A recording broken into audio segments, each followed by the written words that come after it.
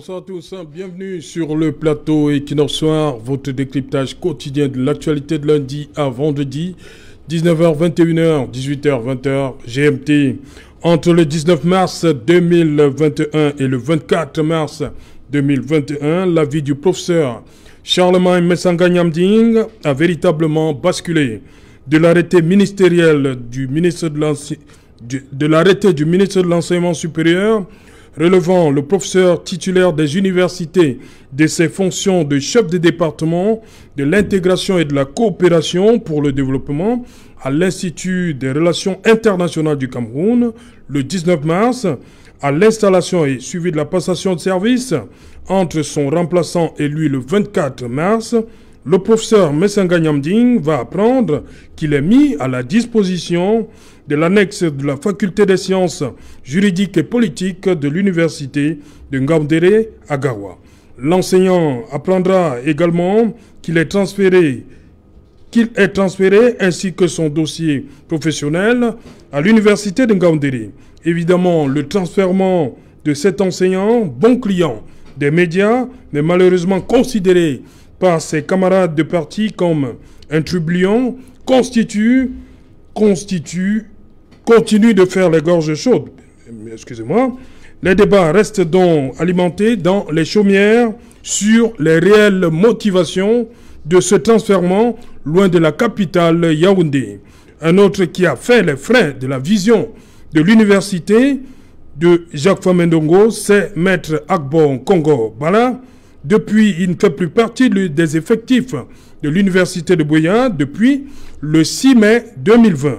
Lors de l'évaluation comptant pour le premier semestre, il avait proposé à la sagacité de ses apprenants le sujet suivant, je cite, « La crise anglophone qui date de 2016 avait été causée par les avocats et les enseignants. Évaluer la validité de cette affirmation. » Fin de citation. Le 13 mars 2020, le professeur Jacques Famendongo saisit le vice-chancelleur de l'université de Buea pour attirer son attention sur, je le cite, la transgression du caractère clos et apolitique de l'université. Fin de citation par Agbo Bala Congo. Face au silence de ce dernier, le ministre de l'Enseignement supérieur va demander un mois plus tard de mettre tout simplement fin aux agissements de Félix Agbo Bala de nature à porter gravement atteinte à l'éthique et à la déontologie universitaire. Madame, Monsieur, tout à l'heure à 20h, c'est Nadine Yambou qui sera là pour vous faire le point des informations de cette journée de vendredi. Moi, je vous retrouve après pour Equinox Soir, deuxième partie. Ce sera le temps du débrief.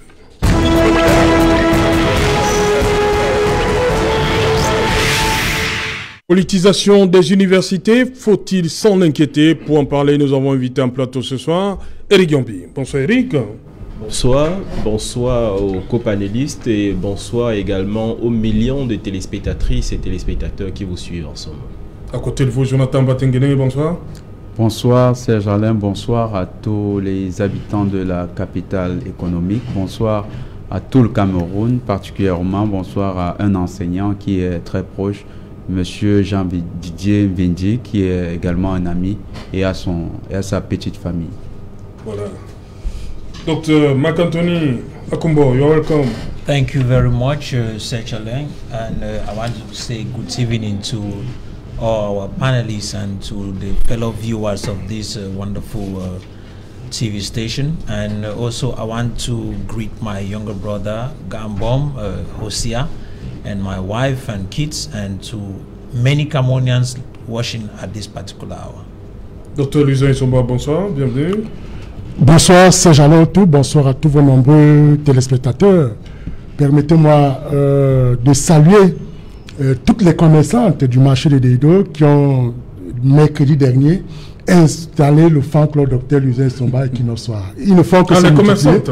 Oui, les commerçantes. J'ai eu un accueil à la dimension d'un président de la République. Je vous assure, j'ai été particulièrement Vous touché. avez déclaré cette manifestation? Non, pas du tout. C'est-à-dire qu'elles ont vu l'émission dimanche avec vous et la présidente de ce marché a décidé, la commerçante qui est présidente de ce marché, a décidé de m'inviter. Oui. Madame Tekle Ndjonkou, Denis, son épouse donc, qui est présidente, a dit, bon, on va accueillir le docteur Luzin Issoumba. Okay. À mon arrivée là-bas, c'était toute une fête, donc je salue toutes ces femmes et tous ces commerçants qui ont apprécié ce que je fais à l'émission dimanche. On comprend maintenant, donc ce que vous faites vos courses là-bas, vous le payez, vous sortez pas un radis, c'est ça? Non, je n'y vais même pas, je ne vais pas de ce côté-là que je fais mes courses. Et sans oublier Nassis Singapour, hein, du côté des Philippines aussi. Oui. Un autre fan club est en train de se positionner de ce côté. Merci. Docteur Luzin Issoumba, je vous attaque sur deux fronts. D'abord le premier, on va... L'article 2 de cet arrêté du ministre d'État, ministre de la fonction publique, qui mettait à la disposition de l'université de l'annexe, l'université de Ngaoundéré, le professeur Pascal Charlemagne Messangani, vous allez nous dire qu'est-ce que ça veut dire concrètement. Article 2, la mise à disposition visée à l'article 1er ci-dessus emporte transfert de l'intéressé et de son dossier professionnel à l'université de Ngaoundéré. En français facile. En français très facile, et je reste là sur la dimension technique. Il faut indiquer aux Camerounais que le corps de l'enseignement supérieur est un corps hiérarchisé. Au-delà de cette hiérarchie, l'enseignant est un fonctionnaire à part entière. Et il faut indiquer également que quand vous êtes recruté à une université, un peu comme moi, docteur Luzin Issoumba, je suis recruté à l'université de Douala. S'il faille que je sollicite aller à une autre université que celle de Douala, je le fais à ma demande. C'est-à-dire, j'écris au ministre de l'enseignement supérieur pour lui dire, monsieur le ministre de l'enseignement supérieur, peut-être pour des raisons familiales, pour les besoins de regroupement de la famille ou bien pour les besoins de santé, je souhaite être transféré à l'université de Yaoundé-Soa. Voilà la première hypothèse. Maintenant, l'autre hypothèse qui peut m'amener à l'université de Yaoundé-Soa, c'est sur la base d'une nomination. C'est-à-dire, docteur Issoumba est nommé, chef de service, DAF, ainsi de suite. Il quitte donc de l'université de Douala pour l'université de Yaoundé-Soa sur la base d'une nomination. Et pour le cas de l'espèce? Maintenant, pour le cas d'espèce, il faut avouer que partout où le besoin se fait sentir, le ministre de l'enseignement supérieur peut donc transférer un enseignant, c'est-à-dire que de son université d'origine à une autre université. Et effectivement, c'est sur le plan technique l'argument qu'a utilisé le ministre d'État, ministre de l'enseignement supérieur, pour donc transférer Messangani Nding, le professeur titulaire Messangani Nding, de l'université de Yaoundé 2, soit à l'université de Ngaoundéré vers l'annexe de Garoua. Et cela veut donc dire quoi, Serge Alontou? Cela repose tout strictement sur les besoins du service. Voilà comment interpréter cette note. Et maintenant, le professeur Messangani Nding est libre.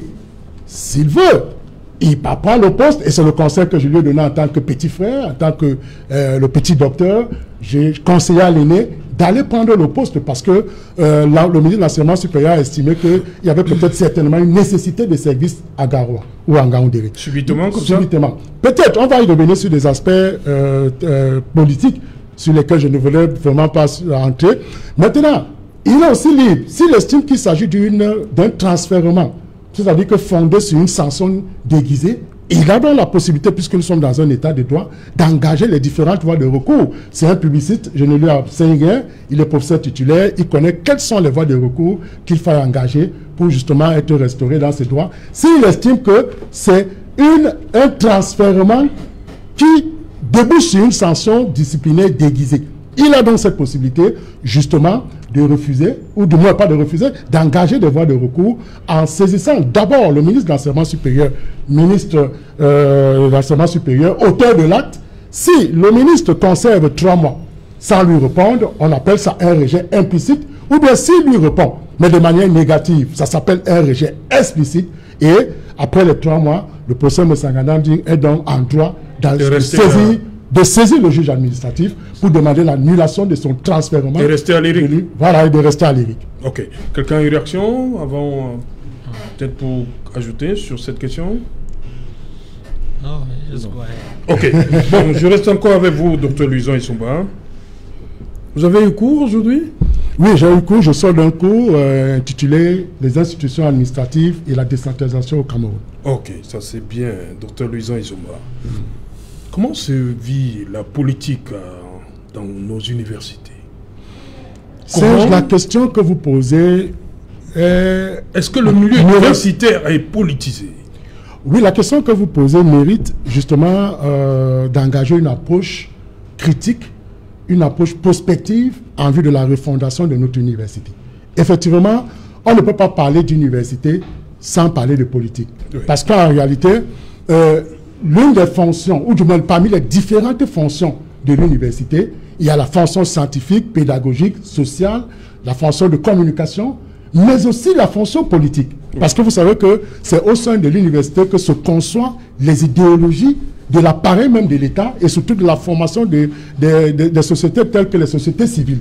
Et vous savez que l'élite politique est formée au sein de l'université. Donc l'université ne peut avoir qu'un caractère politique dans ses missions aujourd'hui qu'on peut considérer comme les missions contemporaines. Regardez, à partir même d'abord du processus de la gestion des carrières, on voit déjà la politisation, puisque c'est le président de la République qui nomme le recteur, il nomme les doyens, les chefs d'établissement. C'est déjà politique, cette nomination. Pourtant, ailleurs au Bénin, les recteurs, par exemple, sont élus par les enseignants et par les étudiants. Vous voyez que la politisation semble être apaisée aujourd'hui dans certains pays où on estime que tout ne peut plus partir du président de la République et revenir vers le président de la République.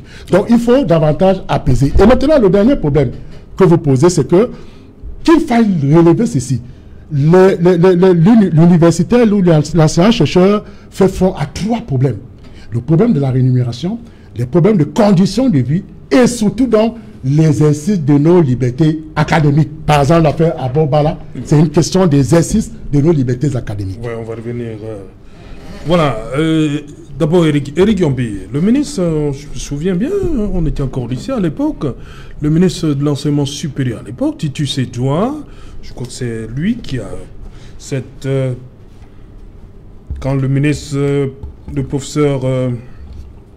Famendongo dit la transgression du caractère clos et apolitique de l'université. Il reprend là le professeur Titus Edouard à l'époque, et c'est le Agbo Tabi, qui était le recteur de l'université de Yaoundé 1.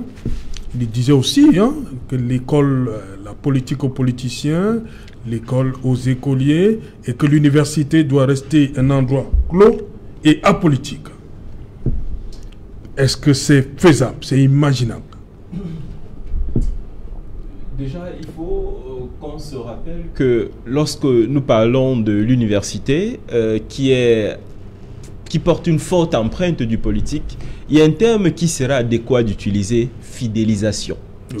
Fidélisation, ça veut dire que les fonctionnaires de l'université, alors les parties prenantes de l'université, doivent dans un contexte camerouno-camerounais, dans un contexte africano-camerounais, devoir fidélisation vis-à-vis de ceux dont ils ont obtenu la nomination. Pour être suffisamment pratique et structuré, je vais prendre le cas simple du professeur Charles Messanga Nyamdi. Oui. Avant de commencer à dire quoi que ce soit, il y a une variante qui est très importante dans l'analyse de l'objet Messanga Nyamdi. Le professeur Jacques Famendongo est un haut responsable de la communication au sein du RDPC.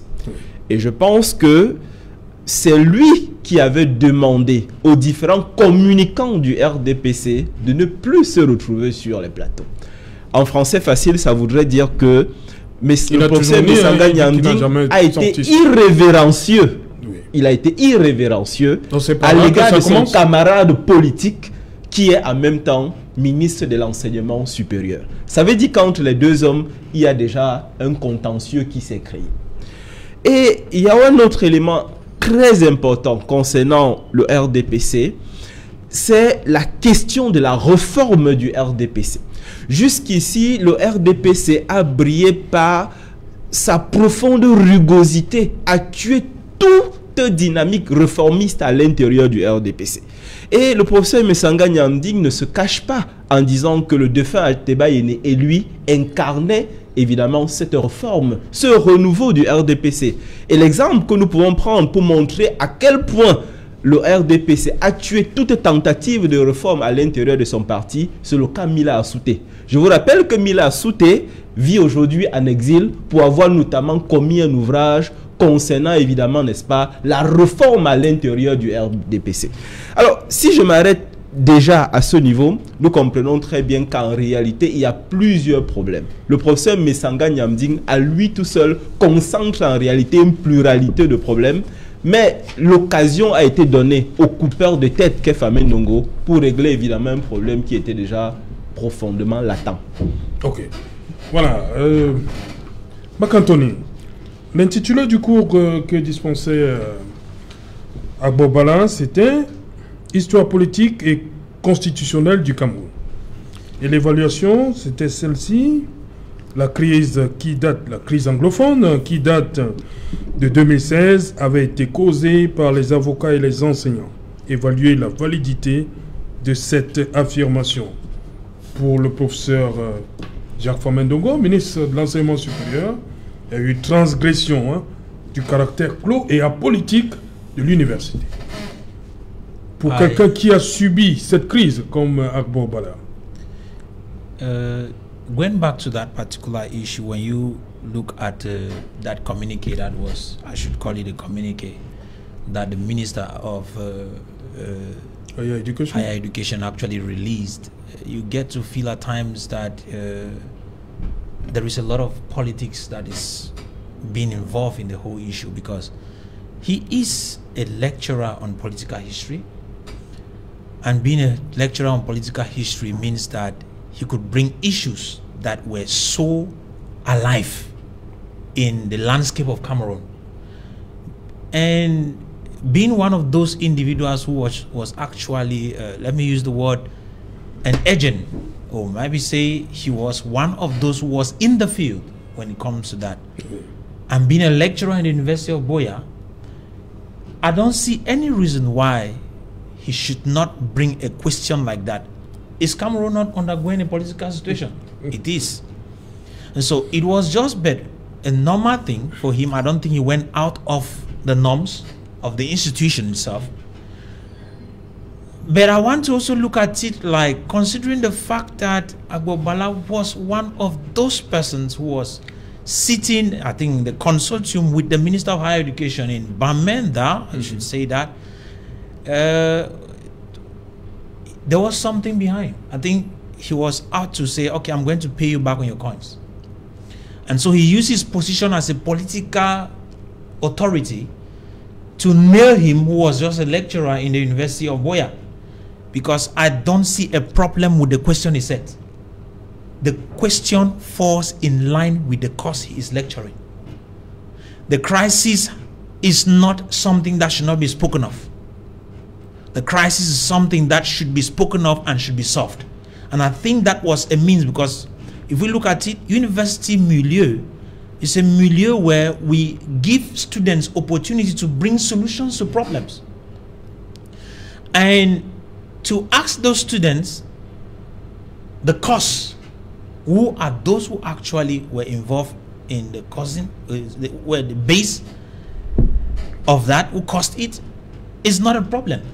They could come up with answers, then bring up solutions that could be implemented, which could solve the problem. De la part des, yes. Des apprenants. So it becomes very funny when the Minister of Higher Education, who has the responsibility of implementing the policies of the government when it comes to higher education, and also who is involved in actually engaging not only the university but also the lay university, not only the government university but also lay universities, to come up with solutions that could solve problems that are in relation to his ministry. I don't see why he should instead sack such a person from his university. I call it his university because he's the boss of that university.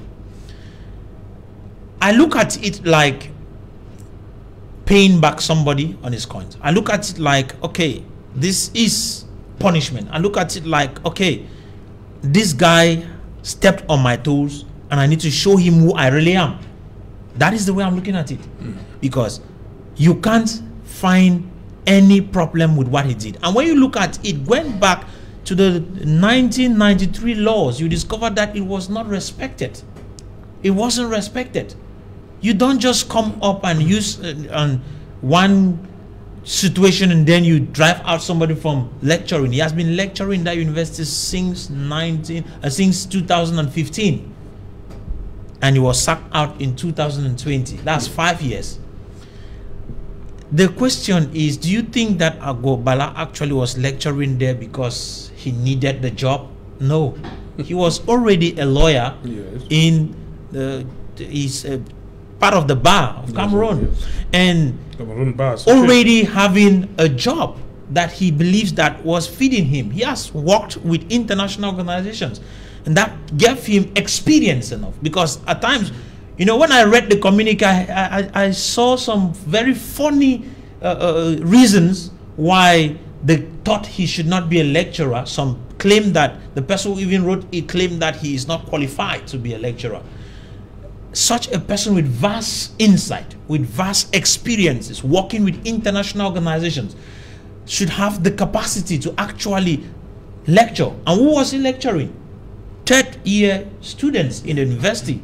That already gives him, he has the experience enough. Bien sûr. And so, when I saw it, recruté, hein, par, and he was recruited, voilà, indeed. Pas so, auto-déclaré enseignant. It is funny when some people came with funny ideas and reasons why he should not be qualified to be a lecturer. Oui.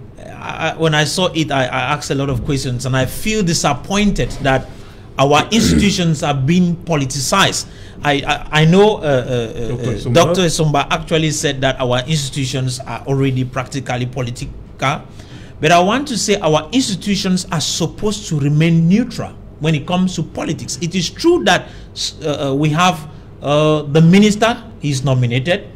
We have the vice chancellor, he's nominated, and all those persons that are nominated. But that does not mean that they are supposed to be political. They are supposed to remain apolitical to actually make the university environment a place for everybody. And when that happens, we use universities to train future politicians, but the institution itself is not supposed to be political. Okay. This institution receives people from every background, so it is not supposed to be political. So when we politicize institutions, already we are creating a situation which is going to actually backfire in the future. Ok. Voilà, Jonathan Batengene, comment comprendre, hein? On a vu des recteurs dans les meetings du RDPC, qu'on vient de nous dire que transgression du caractère clos et apolitique, caractère apolitique de l'université. Comment comprendre ça? D'abord, c'est bien parce qu'une fois on discutait, je crois que c'est sur ce même plateau, on parlait de la diaspora. Et j'avais évoqué le fait que la construction de notre système universitaire s'est faite sur des bases historiques où il y avait une discrimination en faveur de ceux qui étaient pro-establishment. Et c'est le moment de réitérer cet argument en complétant avec la structuration de l'université. Souvenez-vous que la construction de notre élite, qu'elle soit intellectuelle ou bien même administrative, s'est faite sur la base de l'adhésion ou bien de l'assujettissement au projet néocolonial. Donc, tous ceux qui étaient favorables à la continuité coloniale de la France avaient la bénédiction d'intégrer l'administration. Et ces personnes qui ont intégré cette administration ont pris le devoir sur eux de par le même processus coopter dans l'élite intellectuelle ceux qui allaient leur faire allégeance. Donc le système a été produit et en 1961, la grande adhésion de l'élite intellectuelle à travers ce qu'on a appelé la camerounisation des cadres a commencé. On a eu le ministre William Eteke Mboumoua qui était la première grande élite intellectuelle à intégrer le gouvernement en tant que ministre de l'Éducation. C'est 1961. 1965, le processus est accompli. On entre donc dans le parti unifié, devenu parti unique dès 1966, c'est-à-dire l'Union nationale du Cameroun. Et prenez les statuts de l'Union nationale du Cameroun. Thèse 14. qu'est-ce qui est dit à l'intérieur? À la thèse 14, il est dit que tout sera fait pour l'unité nationale. Ça veut dire que l'idéologie qui devient prévalente ici, c'est la question de l'unité nationale. Aucune autre institution, aucune corporation ne peut se prévaloir de défendre ses intérêts tant que cet intérêt menace la question qu'ils appellent l'unité nationale. Le parti unifié devenu parti unique va donc prendre celui de structurer la scène politique et même la scène administrative.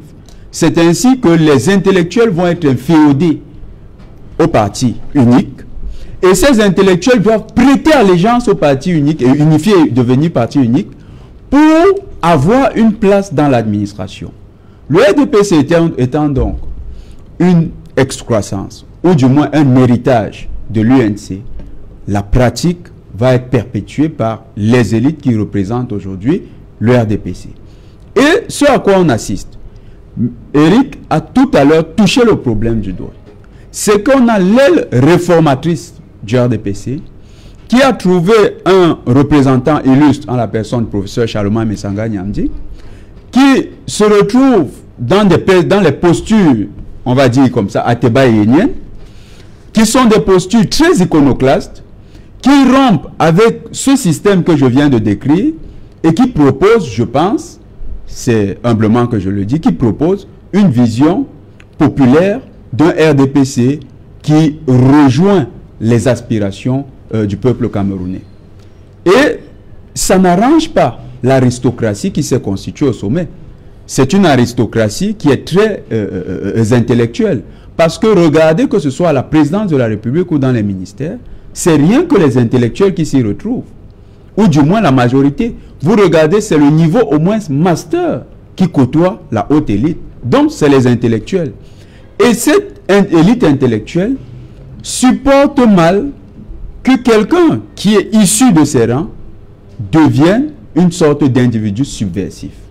Comment donc est-ce qu'il le traite? Il le traite justement comme le subversif qui se présente et il lui inflige les sanctions propres aux subversifs.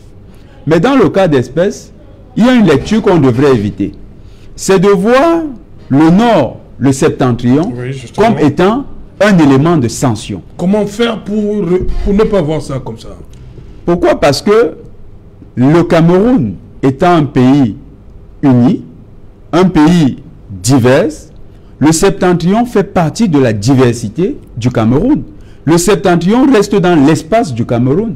Et tout Camerounais qui est prêt à servir son État et qui est surtout dans la fonction publique devrait d'abord ressentir de la joie à aller servir quelque part où il sent qu'il n'y a pas les compétences. Donc de ce point de vue-là, le professeur Charlemagne ne devrait pas prendre cela comme une sanction. Mais on ne peut pas perdre de vue que la lecture politique qui est attribuée à ce genre d'action soit d'abord que c'est une manière de sanctionner l'individu. On va t'éloigner du centre administratif, on va t'éloigner des institutions qui te servent de tremplin, entre autres l'institution médiatique, qui est facilement atteignable depuis Yaoundé, mais qui sera difficilement atteignable depuis le Nord. Donc, il y a l'idée d'une sanction, mais c'est une vision même négative de la part des personnes, parce que c'est introduit une perception négative du Nord. C'est-à-dire ceux qui ont posé l'acte. Tout à fait. Parce que la construction de la sanction dans l'imagerie populaire, c'est de ça que ça participe. Et ceux qui ont posé l'acte ne mesurent pas qu'ils viennent d'introduire dans l'imaginaire populaire, ou bien confirmer dans l'imaginaire populaire, l'idée suivant laquelle le Nord, affecter un fonctionnaire au Nord, reste une sanction. Alors que ça n'en est pas une, dans les faits. C'est simplement aller servir le pays dans une zone qui est entièrement une zone demanderesse des compétences de ses fils. Okay. Maintenant, la lecture donc de la politisation telle qu'on est en train de laver, si l'université a déjà été politisée dès le départ, ce n'est pas aujourd'hui que cette politisation devrait poser problème. Ce qui inquiète, c'est de voir qu'au sein même de l'élite intellectuelle du RDPC, il y a désormais une fracture entre les réformistes qu'on peut qualifier de progressistes et les conservateurs qui entendent rester le noyau dur du RDPC. C'est ce groupe de conservateurs qui aujourd'hui est en train de faire sa loi, et avec le départ d'Ateba Yene, qui est un départ tragique, dans l'imagerie populaire, il y a comme une idée qui commence à transpirer, c'est que le RDPC, et Eric l'a dit, le RDPC ne pourra pas faire sa propre réforme. Okay. Le RDPC est parti sur des conservatismes, et certainement ces conservatismes risquent d'être le point d'achoppement dans les prochaines années. Docteur Louison Isomba, nous avons ici deux cas, le maître Agbo Bala Congo, qui, comme je l'ai dit, depuis le 6 mai, ne fait plus partie des effectifs de l'université de Buea, mais il y a surtout le cas du professeur Pascal Charlemagne Messanga Nyamding, qui a été... Comment faire comprendre aux gens que ce n'est pas une affectation disciplinaire? Je l'ai évoqué tout à l'heure pendant que j'expliquais les mécanismes qui peuvent amener un enseignant d'université devenu fonctionnaire à part entière de se retrouver d'une université à une autre. Et je disais qu'il y a la possibilité d'une nomination. C'est-à-dire que quand on vous nomme, et ça rejoint la jurisprudence Maurice Kamto, et une autre jurisprudence, Folefak, M. Folefak, le docteur de Tchang, oui, qui a été nommé en Gaoundéré à un poste de chef de service. Je crois qu'il avait été nommé à 13 heures. Et le lendemain, il est écrit au ministre de l'enseignement supérieur qui ne prenait pas le poste, que c'était une nomination. Il préférait rester à Tchang pour des besoins qui lui sont personnels ou pour des convenances personnelles. Alors, pour le cas Messanga Nyamding, je commence par là. Je l'ai indiqué tout à l'heure avec force pour dire que, est-ce que, d'abord, le ministre est compétent? Parce qu'il faut toujours partir de là. Est-ce qu'il est compétent? Oui. Le ministre d'État, ministre de l'enseignement supérieur, est compétent pour procéder à des nominations, les transfèrements des enseignants d'une université à une autre. Mais maintenant, on peut questionner le cas Messanga Nyamding. Pourquoi cela intervient à ce moment? Voilà. Cela intervient dans une série de circonstances qui peuvent amener à réfléchir. D'abord, il est convoqué au SDEC, devant le SEC. Ensuite, il tient un langage, c'est-à-dire que pour indiquer qu'il est stabilisé dans sa fonction d'enseignant sans pouvoir avoir une promotion sociale du fait de ce que c'est le ministre d'État, le secrétaire général de la présidence de la République qui le bloquerait. Et il a, à la suite de l'acte qui lui enlevait le statut, ou du moins le statut de chef de département, il a indiqué, il a fait une autre sortie pour dire que si le président de la République est au courant que Jean-Famé Ndongo, ministre de l'enseignement supérieur, a pris un tel acte, ce qui est évident, c'est qu'il va le dégommer du gouvernement. Voilà, à partir d'une série d'effets pareils, on peut donc déboucher sur le fait que l'ascension de Messanga Nyamding, l'envoyant du côté du Nord, n'est plus une sanction simplement technique, n'est plus une action simplement technique. On peut y voir, dans ce cas, une manipulation politique. Et c'est pourquoi je disais que je ne voulais pas rentrer dans cet aspect, parce que moi, j'aime rester dans des dimensions techniques. Et la dimension technique, c'est comme je l'ai évoqué tout à l'heure, partout où le besoin se fait sentir. Et vous savez, on l'a toujours dit, la fonction appartient à l'État et le grade de fonctionnaire. Donc, l'État peut vous amener partout où le besoin se fait sentir. Donc, voilà ce qu'il faut expliquer aux Camerounais sur l'aspect technique. Maintenant, sur l'aspect politique, on peut rejoindre le développement que je venais de faire s'agissant de Messanga Nyamding, qui, au RDPC, est un peu considéré comme un personnage controversé. Oui. Vous voyez, on l'évoquait tout à l'heure, au regard de ses idées, au regard de sa position. Parfois, il estime être un biaïste, sans forcément être un RDPCiste, mais on se rend bien compte qu'il a le RDPC dans l'âme. Vous avez vu, et il a souvent dit, Messanga Nyamding, on n'a jamais battu le RDPC dans son bastion politique, à Yabassi. De deux, on a même vu, il a fait une sortie phénoménale où il a insulté Maurice Kamto, de l'avoir vu dans une vidéo d'homosexualité. Tout ça, en réalité, pour préserver la force et l'image du parti RDPC. Donc, un peu comme le professeur Jean-Famé Ndongo, Messanga Nyamding a le RDPC dans son âme et même dans son esprit. Donc, au regard des éléments qui se sont enchaînés, on peut y voir une politisation de son affectation, de son transfèrement du côté d'Ngaoundéré. Maintenant, comme je l'ai indiqué, c'est un technicien du droit. S'il estime qu'il s'agit d'un transfèrement bâti sur, comment je vais dire ça, sur un transfèrement bâti sur une sanction déguisée, il a la possibilité de saisir le juge administratif qui, à mon sens, va annuler l'acte. Et maintenant, j'évoquais un cas pertinent de la situation que nous vivons aujourd'hui. Le cas Abo Bala. Vous savez, nous sommes ici dans la logique de l'exercice de nos libertés académiques. Est-ce que l'enseignant d'université est libre de proposer une épreuve aux étudiants? Je dis oui. Il est libre de proposer une épreuve, mais maintenant, il peut proposer cette épreuve sur le fondement de l'actualité. Et je pense que c'est peut-être à ce niveau-là que s'inscrit le sujet proposé par Abo Bala aux étudiants. L'intitulé du cours, c'est Histoire politique et constitutionnelle du Cameroun. Oui, bien entendu. C'est un cours dispensé par Abo Bala. C'est un cours qui retrace l'évolution politique et constitutionnelle du Cameroun, partant depuis 1958 jusqu'à pratiquement 1996, c'est-à-dire qu'avec la constitution du 18 janvier 1996. Donc quand on fait ce cours, cela veut dire qu'on essaie de montrer aux étudiants comment les institutions se sont mutées, se sont transformées au cours de l'évolution constitutionnelle. Et en engageant justement les faits sociaux, parce qu'il n'y a pas de règle sans fait social. La règle de droit est un produit de la société. Et c'est peut-être sur cette base, techniquement, que Abo Bala a dû interroger les étudiants sur la crise anglophone. Est-elle valide, ainsi de suite. Et quand on voit qu'entre-temps, Abo Bala a stigmatisé de manière ouverte le ministre de l'Enseignement supérieur comme celui-là qui était auteur, en fait, qui aurait participé de la dégringolade, ou du moins de la radicalisation de la crise anglophone, on peut aussi, à ce moment-là, y voir une autre politisation. C'est-à-dire que le scandale du silence qui semble caractériser les enseignants d'université, parce qu'en réalité, si aujourd'hui, vous voyez toute la carrière de l'enseignant d'université aujourd'hui est pilotée par l'État, parce que quand je parle d'aujourd'hui d'université, vous savez, l'université sur la conception sociologique, c'est une institution où on produit et transmet le savoir. Tu vois, maintenant, dans sa conception juridique, c'est un établissement public doté de la personnalité juridique, assurant une mission de service public sous le contrôle de l'État.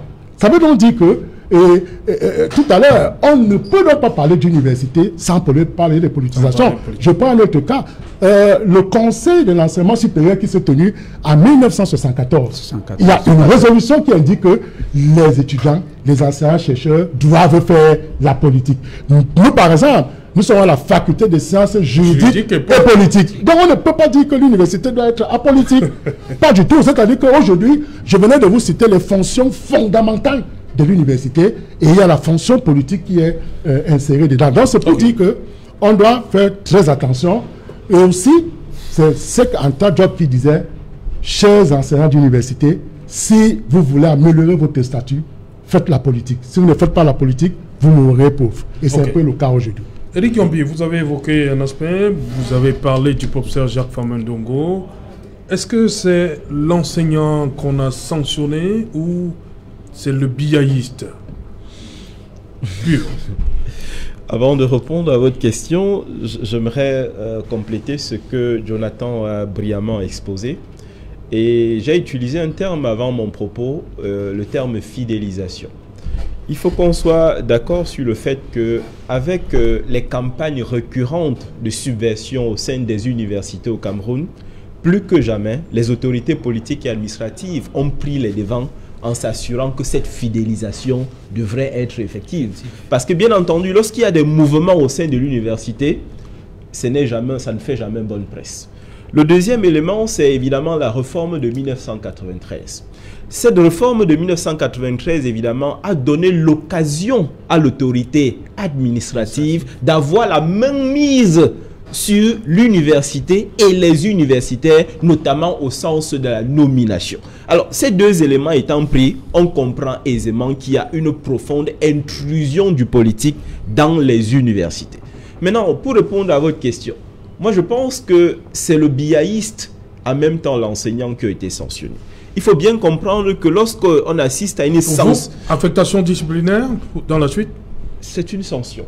Oui. Il faut bien comprendre que lorsque le professeur Famendongo Pong s'est arrêté, je vous ai précisé qu'il y a un élément derrière, c'est tout simplement l'affirmation de la force et de l'autorité du responsable de la communication du RDPC et en même temps le ministre de l'enseignement supérieur qui décide d'utiliser le bâton envers son camarade, qui fut-il également, n'est-ce pas, enseignant d'université. Il faut bien qu'on nous soyons là-dessus. Et maintenant, il ne faut pas prendre de manière terre à terre le fait que le professeur soit envoyé à Garoua. C'est un élément extrêmement important. En réalité, l'explication politique de cela voudrait tout simplement dire qu'aujourd'hui, nous assistons à la prise du pouvoir définitive par les caciques du RDPC et qu'ils ont décidé de punir à la dernière énergie toutes les voix dissonantes qui n'iraient pas dans le sens qu'eux, ils aimeraient bien. C'est de ça dont il est question. Le professeur Messanga Nyamding est la dernière voix discordante, la dernière voix réformiste connue et incontrôlée à l'intérieur du RDPC. À partir du moment où on tue cette voix, en réalité, on tue le mouvement réformiste à l'intérieur du RDPC. Et que reste-t-il? Un RDPC des caciques totalement incarné par les personnes que nous voyons aujourd'hui. C'est de ça dont il est question. Et c'est un message suffisamment fort pour ceux qui viendraient de nulle part, penseraient que c'est pour eux le moment, n'est-ce pas, de prendre le pouvoir parce qu'en réalité, le père du renouveau manquerait de force, d'énergie ou alors de dynamisme. C'est de ça dont il est question. Nous sommes totalement dans les enjeux véritables de l'après-Biya. Alors, il faut bien avoir cette lecture et se dire que désormais, on a éliminé, j'ai envie de dire, un camarade politique qui bénéficiait ici d'un auditoire politique, d'un auditoire communicationnel, envie d'être quelque chose dans l'après-Biya. Et aujourd'hui, en l'envoyant là-bas, on a donc décidé de casser cette dynamique. Je reste. Eric Yombi, vous fuyez ma question? Quand on l'envoie, c'est une affectation disciplinaire. Vous-même vous dites en l'envoyant là-bas. C'est une affectation disciplinaire. Au sens où on veut tout simplement le rappeler à l'ordre. Ok, Macantoni. Okay, looking at that particular, should I use the word appointment? One will, in one way or the other, say it is a sanction.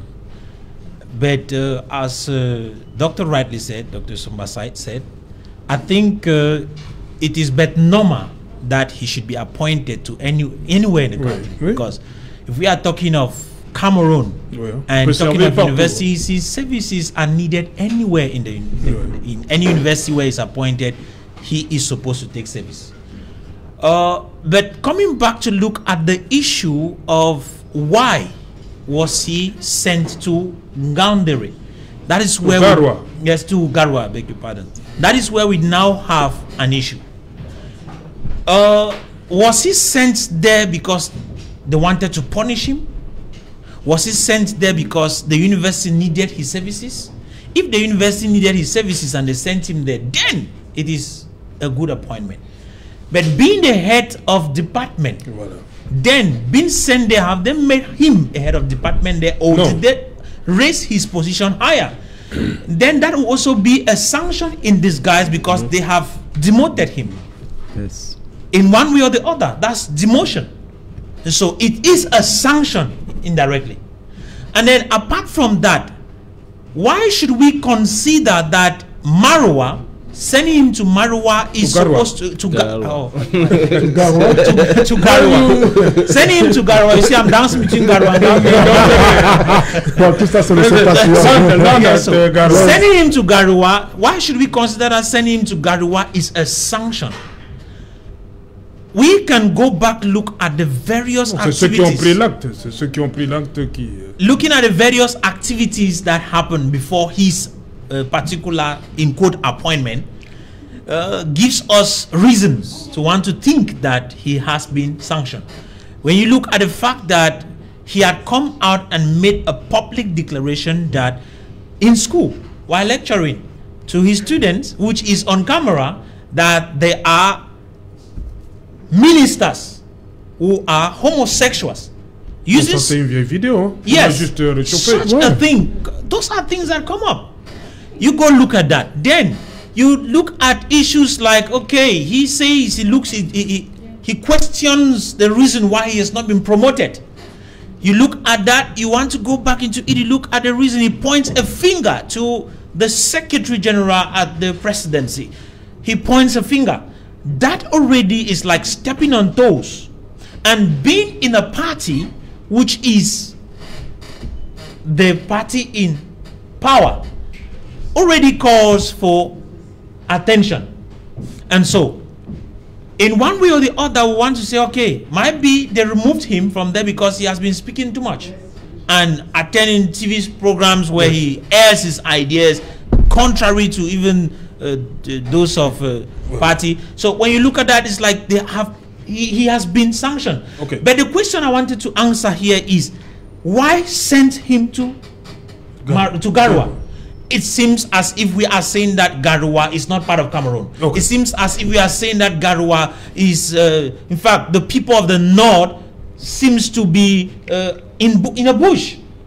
Is that the sense? If that is the sense, then it's terrible. Then we are not. The wrong message that has come out of that is struggling to make us to believe that the whole idea of solidarity and unity of the nation is a message that only the president is preaching. I mean, I'm trying to look at it from there. So I think that if we are talking of national unity, then we should consider every aspect of Cameroon, everywhere in Cameroon, as part of Cameroon. Voilà, Jonathan Batengene, rapidement, on a voulu ce qu'on veut à travers cet acte museler le professeur Essanga Yamdi. Tout à fait. La vision, c'est qu'il y a deux grandes branches du RDPC qui s'affrontent. La première, c'est celle des conservatrices, incarnée par un ensemble de caciques, comme le disait Eric tout à l'heure. Et maintenant, il y a celle qui est mièvre, qui a commencé très tôt dans les années 90, mais qui n'arrive pas à trouver sa voie, c'est les réformistes. Ouais, on y arrive après. On va continuer après le journal. Bonsoir Nadine Yambo, au menu ce soir.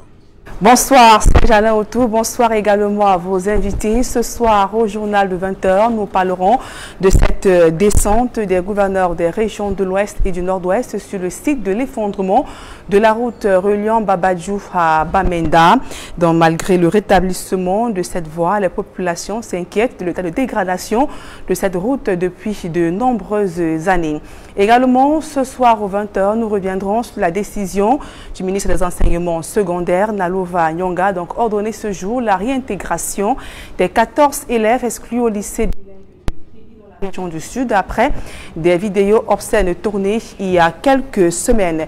Et puis en santé, nous évoquerons cette pénurie de tests Covid-19 dans les centres agréés à travers le pays. Le gouvernement connaît qu'il y a des tensions et annonce par ailleurs l'acquisition de 400 000 tests.